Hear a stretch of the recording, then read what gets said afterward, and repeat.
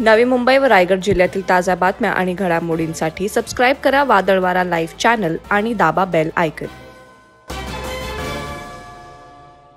मुंबई गोवा महामार्गावर एक मोठी बस दुर्घटना टळली आहे। रत्नागिरीहून मुंबईकडे जाणाऱ्या बसने महाडजवळील सावित्री नदीवरील पुलाजवळ पेट घेतला।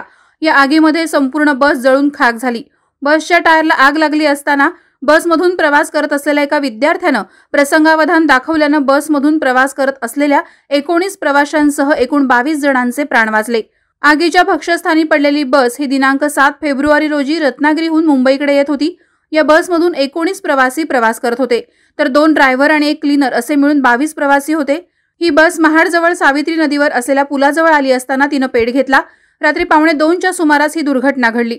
बसचा टायर पेटत असल्याचं लक्षात येताच बसमधील एका विद्यार्थ्यानं इतरांना आग लागल्याची कल्पना दिली आणि वेळीच सर्व प्रवासी बसमधून बाहेर पडले, त्यामुळे मोठी दुर्घटना टळली।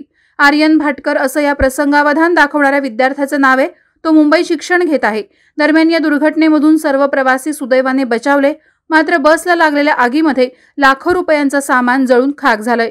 वादळवारा लाईव्हसाठी धम्मशील सावंत, महाड। नवी मुंबई व रायगड जिल्ह्यातील ताज्या बातम्या आणि घडामोडींसाठी सबस्क्राईब करा वादळवारा लाईव्ह चॅनल आणि दाबा बेल आयकॉन।